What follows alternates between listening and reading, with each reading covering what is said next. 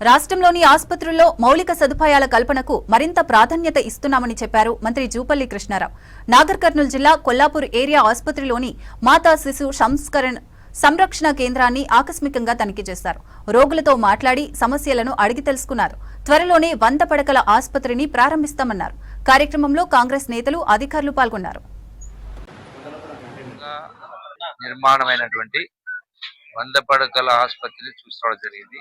అలాగే ఇక్కడ పాత హాస్పిటల్ టౌన్ హాస్పిటల్ జరిగింది. ఈ 100 పడకల ఆసుపత్రి అనేది గతంలో 2017లో నేను మంత్రిగా ఉన్నప్పుడే దాన్ని మంజూరు చేయడం జరిగింది, శాంక్షన్ చేయడం జరిగింది. నిర్మాణం కూడా పూర్తయింది.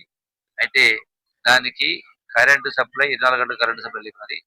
ఈ రోజే ఆ 100 పడకల ఆసుపత్రికి కరెంటు సప్లై ఇస్తా ఉన్నాం. అంటే కరెంటుకు విఘాతం లేకుండా 24 గంటలు పవర్ సప్లై. ఎందుకంటే ఇప్పుడు అక్కడ ఉన్నటువంటి 5 పడకల్లో ఏదైతే 50 పడకల అప్పుడు 7 కోట్ల రూపాయలతోటి 50 పడకల ఆసుపత్రిని రన్ చేసాం.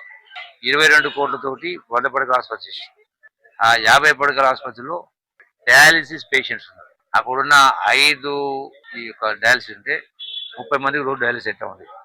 సో దానికి కరెంటు విఘాతం కలిగి ప్రతిరోజు పేషెంట్ అవస్థ పడుతుంది.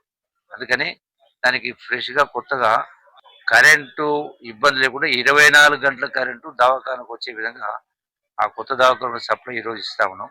సో దానికి వచ్చేటువంటి దామోదర రాజనరసింహ ఆరోగ్య శాఖ మంత్రిని తొందరలోనే పిలిచి దాన్ని ఇనాగ్రేషన్ చేసి ఏర్పాటు చేసి 100 మంది పేషెంట్లు రోజు ఉండే విధంగా అన్ని వసతులతోటి ఏర్పాటు చేస్తా ఉన్నాం.